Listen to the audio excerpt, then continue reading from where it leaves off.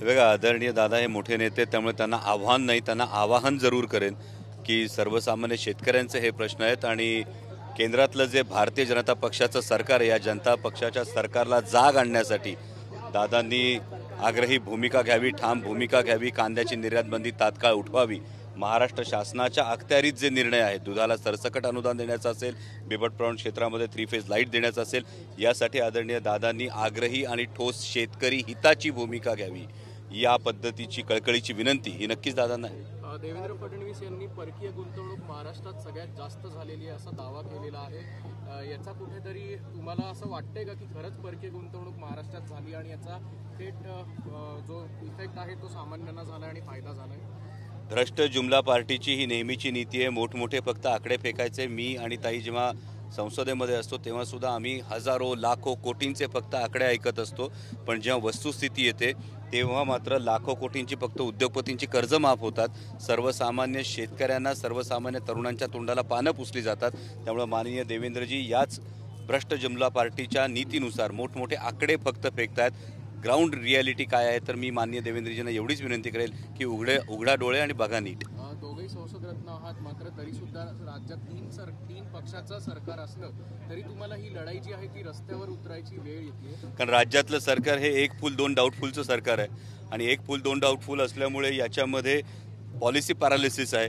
आज 22 दिवस कांद्याची निर्यात बंदी आहे। महाराष्ट्रातला मला एक नेता, या एक फुल दोन डाऊटफुल सरकारमधला एक नेता दाखवा ज्यांनी दिल्लीच्या सरकारला डोळे दाखवून सांगितलं की आमच्या शेतकऱ्यांचा प्रश्न आहे, तुम्हाला निर्यात बंदी उठवावी लागेल। हे सांगणारा एवढ्या मोठ्या तुम्ही म्हणता त्या ट्रिपल इंजिन आणि एक फुल दोन डाऊटफुलच्या सरकारमध्ये जर एकही मंत्री या पद्धतीने महाराष्ट्राचा स्वाभिमान दाखवू शकत नसेल तर मग हा पॉलिसी पॅरालिसिस नाही तर दुसरं काय आहे? नाही, हा जो वानवळा आहे तुम्ही प्रत्येक ठिकाणी बघताय। मागच्या काळात जेव्हा सत्ता संघर्ष झाला आणि भ्रष्ट जुमला पार्टीनं वेगवेगळ्या पक्षांच्या संदर्भामध्ये जे फोडाफोडीचं राजकारण केलं, त्यानंतर सत्तेचा उन्माद दाखवण्यासाठी अनेक ठिकाणी JCB मधून कुठं फुलांची उधळण होते, कुठं गुलालाची उधळण होते, पण जेव्हा शेतकऱ्यांचे प्रश्न आहेत तुम्ही ठिकठिकाणी बघताय ही जी संस्कृती त्या पद्धतीने हा वानवळा देऊन माता भगिनी याच्यामध्ये गाजर देखील आहे, नेमकं काय? नाही, हे तर नेमकं प्रतीक आहे भ्रष्ट जुमला पार्टीचं, जे सातत्यानं महाराष्ट्राच्या हातात येत आहे।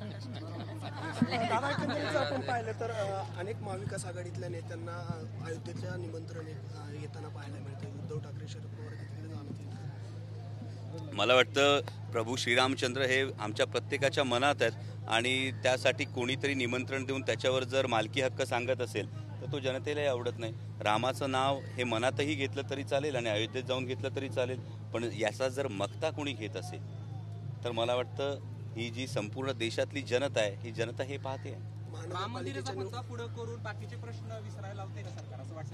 हे बघा, भ्रष्ट जुमला पार्टीचा हा नेहमीचा विषय आहे की प्रत्येक वेळी विषयांतर करावं आणि या विषयांतराकडून लोकांचं लक्ष विचलित करण्याचा हा नेहमीचा प्रयत्न आहे। पण म्हणूनच आम्ही म्हणतोय तुम्ही मुद्द्याचं बोला, तुम्ही कांदा निर्यात बंदीविषयी बोला ना, इतर जे बिबट प्राणी क्षेत्रात 3 फेज लाईट आहे त्याविषयी बोला ना, दूध दराविषयी बोला ना, शेतकऱ्यांच्या कर्जमाफीविषयी बोला ना। याविषयी जर तुम्हाला बोलायचं नसेल तर या देशातली जनता, महाराष्ट्रातली जनता तुम्हाला नाकारल्याशिवाय राहणार नाही। निवडणुका पुढे ढकलण्याची शक्यता वर्तवली जाते। महानगरपालिकेच्या असतील, जिल्हा परिषदेच्या निवडणुकाही होत नाही। पुढे ढकलायच्या म्हणजे अजून किती ढकलायच्या? जवळपास 4 ते 5 वर्ष या निवडणुका पुढे ढकलत आहेत आणि मागे जेव्हा पालकमंत्री पदाचा तिढा निर्माण झाला त्यानंतर एका ज्येष्ठ समाजकारणात सक्रिय असलेल्या व्यक्तीने ही भावना व्यक्त केली की या निवडणुकाच होत नाही, त्यामुळे एकूणच स्थानिक स्वराज्य संस्थांवरच एक गदा आलेली आहे आणि त्यामुळे जे पालकमंत्री आहेत ते मालकमंत्री झालेले आहेत। जशी शेतकरी आक्रोश यात्रा चालू आहे तशी काही दिवसांमध्ये जरांगे पाटलांची मराठा आक्रोश यात्रा निघणार आहे, काय एकंदरीत? नाही, ही आता अजून 20 दिवस आहेत आणि त्यानंतर काय भूमिका सरकार घेतं, सरकारने प्रत्येक वेळी आश्वासन दिले, काय भूमिका घेतं ते पाहणं महत्त्वाचं आहे। आक्रोश मोर्चाच्या पहिल्याच दिवसांपासून भाजपकडनं सातत्याने टीका होते। बावनकुळेंनी यात्रेवर टीका केली, मोर्चेवर टीका केली आणि आता अनिल पाटील थेट तुमच्या अभिनयावर येत आहेत।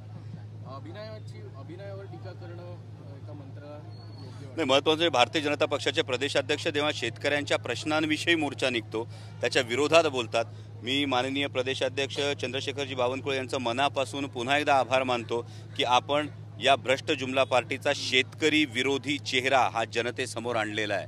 म्हणजे आपण या पक्षाचे प्रदेशाध्यक्ष आहात, आपण आपल्या केंद्रातल्या सरकारला का सांगू शकत नाही की आमच्या महाराष्ट्रातल्या शेतकऱ्यांचा आक्रोश आहे, या महाराष्ट्रातल्या शेतकऱ्यांच्या हिताशी तुमचं काहीच देणं घेणं नाही आहे? आणि माननीय मंत्री महोदय जे कोणी अभिनयाविषयी बोलत आहेत त्यांना मी एवढंच सांगू शकतो, अभिनय ही माझी वैयक्तिक बाब आहे आणि अभिनय करतो तो छत्रपती शिवाजी महाराज, छत्रपती संभाजी महाराज यांचा इतिहास सांगण्याचा प्रयत्न करतो, ज्या छत्रपतींनी या महाराष्ट्राच्या मातीत निष्ठा काय असते ही गोष्ट सांगितली, त्यांचा इतिहास सांगण्याचा प्रयत्न करतो. माननीय मंत्री महोदयांनी हेच तत्व आपण पाळतो आहोत का याचं जर अंतर्मुख होऊन विचार केला तर जास्त चांगलं राहील. Okay, thank you.